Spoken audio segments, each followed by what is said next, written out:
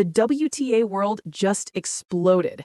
Alex Eala's name is everywhere, not because of a trophy, but because of something nobody saw coming. A sales explosion so sudden, so massive, that it's forcing tennis to ask one question. What does she know that we don't? This isn't about talent anymore. This is about power, money, and a 19-year-old who just changed the game overnight. Alex Eala was never supposed to be here. A girl from Manila with a racket and a dream, fighting through a system that barely acknowledged her existence. The Philippines had never produced a WTA star. The infrastructure wasn't there, the funding wasn't there. But Eala, she didn't care about what wasn't there. She cared about what could be. At 14, she left home. Rafa Nadal Academy in Spain became her new reality. While other teenagers were figuring out high school drama, Eala was grinding on red clay, learning from champions, bleeding through blisters, and carrying the weight of an entire nation on her shoulders. Every match wasn't just a match. It was a statement, a message to every Filipino kid watching. We belong here. But belonging and thriving are two different things. The WTA Tour is brutal. It chews up prodigies and spits out cautionary tales. Eala knew this. She watched players with more funding, better teams, and bigger names rise, while she fought through qualifiers, scraping together ranking points like currency. Injuries came. Doubt crept in. There were moments, quiet, lonely moments in hotel rooms across Europe, where she probably wondered if it was worth it. And then something shifted. It wasn't a Grand Slam win. It wasn't a viral upset. It was quieter than that. Eala started building something off the court. A social media presence that felt authentic, a connection with fans that felt real. She wasn't just posting highlight reels, she was sharing her story. The late-night practice sessions, the homesickness, the small victories that don't make headlines, but mean everything. Filipinos rallied, Southeast Asia noticed, but still, she was just another rising player in a sea of rising players. No one, absolutely no one, predicted what was about to happen. Because what came next wasn't just about tennis, it was about timing, strategy, and understanding that the game had changed. The old rules didn't apply anymore. Eala was about to prove that you don't need a Grand Slam title to become the most powerful player in the room. You just need to know how the room works. The tennis world was watching her forehand. They should have been watching her business model. But here's where it gets wild. It happened in 48 hours. That's all it took for Alex Eala to go from promising player to economic phenomenon. The numbers were staggering. Her official merchandise line sold out in 6 hours. Not just in Manila, in Tokyo, Singapore, Los Angeles, New York. Her social media followers doubled overnight. Brands that had never returned her agent's emails were suddenly offering six-figure deals. Ticket sales for her matches, even challenger events, spiked by 340%. This wasn't organic growth. This was detonation. Tennis journalists scrambled to explain it. Was it a viral moment they missed? A controversy? A celebrity endorsement? They dug through her recent matches. Nothing unusual, no dramatic comeback, no heated argument with an umpire, just solid, steady tennis. So where was this coming from? The answer was everywhere and nowhere. Eala's team had orchestrated something unprecedented, a limited edition capsule collection designed by a Filipino-American streetwear artist, dropped the same week as a mini documentary series about her journey. The series wasn't on tennis channels, it was on Netflix. Bite-sized, emotional, beautifully shot episodes that made non-tennis fans care about a teenager chasing an impossible dream. Simultaneously, influencers across Southeast Asia, not sports influencers, lifestyle influencers, started posting about her. Not paid ads, genuine content. They talked about representation, about seeing themselves in her story, about what it meant to watch someone who looked like them compete on a global stage. The algorithm loved it. The content spread like wildfire. But the real bombshell? A partnership announcement with one of Asia's largest conglomerates, a company with fingers in tech, fashion, entertainment, and sports. They weren't just sponsoring Eala, they were investing in her as a brand. Billboards went up in Manila, Jakarta, and Bangkok, not advertising tennis, advertising Alex.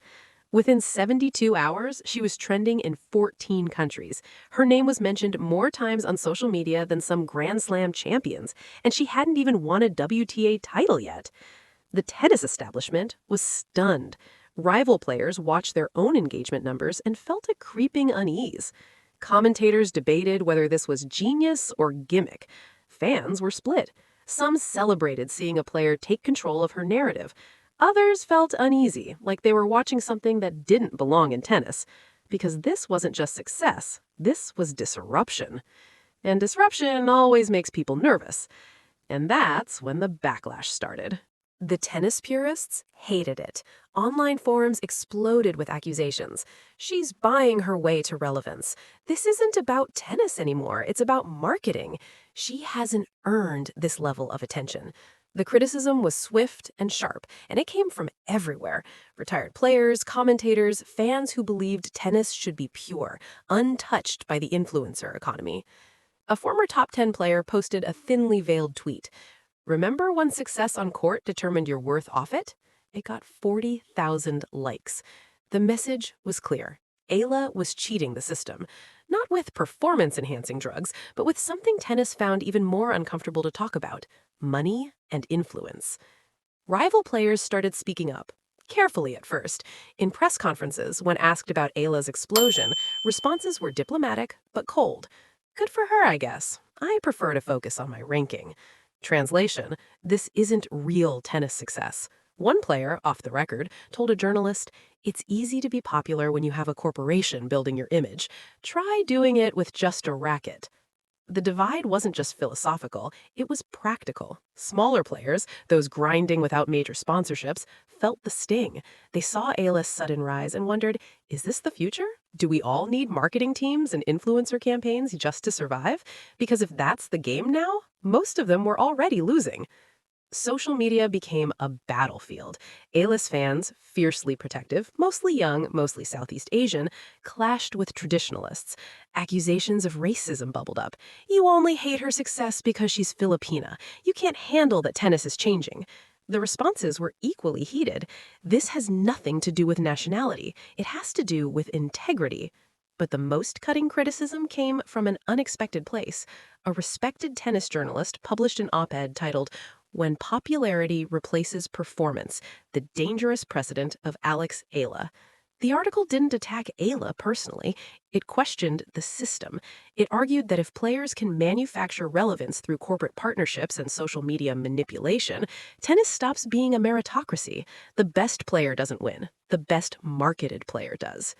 The piece went viral. It forced conversations tennis had been avoiding about inequality, about access, about whether the sport was becoming a playground for whoever had the deepest pockets and the smartest PR team.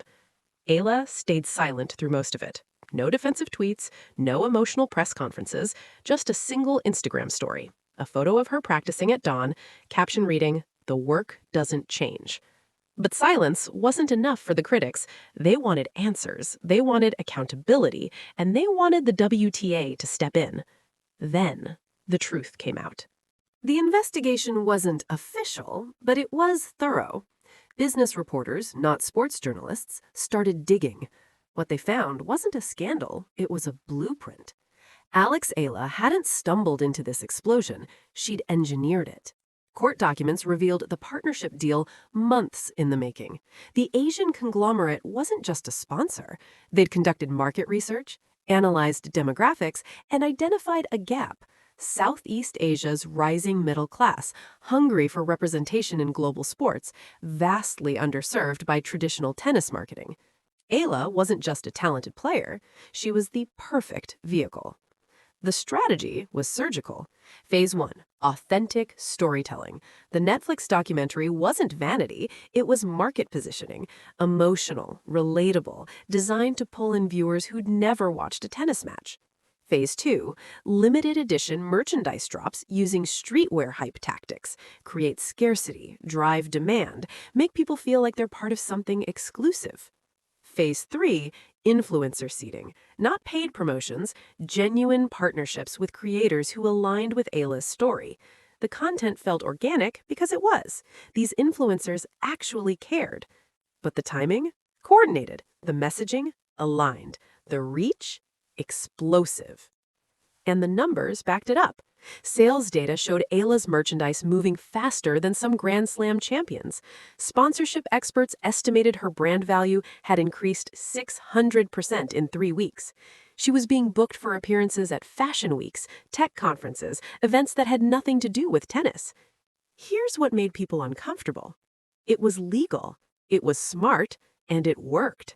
Eala's team had identified that modern celebrity isn't built on achievements alone, it's built on narrative, timing, and distribution.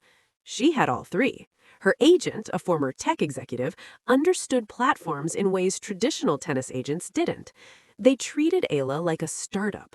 The goal wasn't just winning matches, it was building an ecosystem. Critics called it manufactured. Supporters called it visionary. But everyone agreed on one thing. Tennis had never seen anything like this. Because Eala wasn't waiting for success to bring opportunities, she was creating opportunities and using them to fuel success. The conglomerate CEO gave one interview saying, "Alex represents the future, athletes who understand they're not just competitors, they're brands, movements, and cultural moments. We didn't create her talent, we amplified her truth." But amplification has consequences, and in tennis, not everyone was ready for the volume to be turned up this loud. The WTA had a choice to make. The tension reached the locker room. Players who'd barely acknowledged Eala before were now forced to have opinions about her. Some refused to comment, others couldn't help themselves. At a tournament in Dubai, a top 20 player was asked about Eala's business model. Her response was icy. "I'd rather be known for my tennis than my Instagram strategy." But not everyone was hostile. A few players, particularly younger ones, saw opportunity. If Eala could do this, maybe they could too. One player publicly praised her, saying, "She's showing us we don't have to wait for the system to validate us. We can build our own value." That quote sparked its own firestorm. Was tennis splitting into two camps, traditionalists versus entrepreneurs? The divide became visible at press conferences, in player lounges, even in practice sessions. Some players refused to hit with Eala, claiming scheduling conflicts. Others sought her out, asking questions about her team, her strategy. The tour felt fractured in a way it hadn't before. Then came the WTA's response, or rather, the lack of one. Officials released a generic statement. "We celebrate players who engage with fans and build their brands within the guidelines." Translation: "We're not touching this." The statement satisfied no one. Critics accused the WTA of enabling inequality. Supporters said the WTA was scared of innovation. Behind closed doors, meetings were happening. Sponsors were asking questions. If one player could generate this much buzz without major titles, what did that mean for the traditional star-making system? Were rankings even relevant anymore? Some sponsors started shifting budgets, prioritizing engagement metrics over world rankings. This terrified the establishment, because if engagement mattered more than performance, tennis as they knew it was over. The hierarchy would collapse. A player ranked 80th with 2 million engaged followers could be worth more than a top 10 player with 200,000 passive fans. Eala finally broke her silence at a press conference. The question was direct. "Do you think your success is deserved?" She paused, looked at the camera, and said, "I've been working since I was 9 years old. I've earned everything I have on this court. What I do off it? That's just understanding the world we live in. Tennis is a sport, but it's also a business, and I'm not going to apologize for being good at both." The room went quiet. Some reporters nodded, others looked uncomfortable. That soundbite went viral. It became a litmus test. If you agreed with Eala, you believed in athlete empowerment. If you disagreed, you believed in tennis purity. There was no middle ground anymore. So what does this all mean? Here's the truth nobody wants to say out loud. Alex Eala didn't break tennis. She just exposed what it's becoming. A sport where performance still matters, but perception might matter more. Where a player's value isn't just measured in titles, but in reach, influence, and cultural impact. Is that wrong? Depends on who you ask. For players who built their careers in the old system, win matches, earn sponsors, repeat, Eala's rise feels like cheating, like she skipped steps.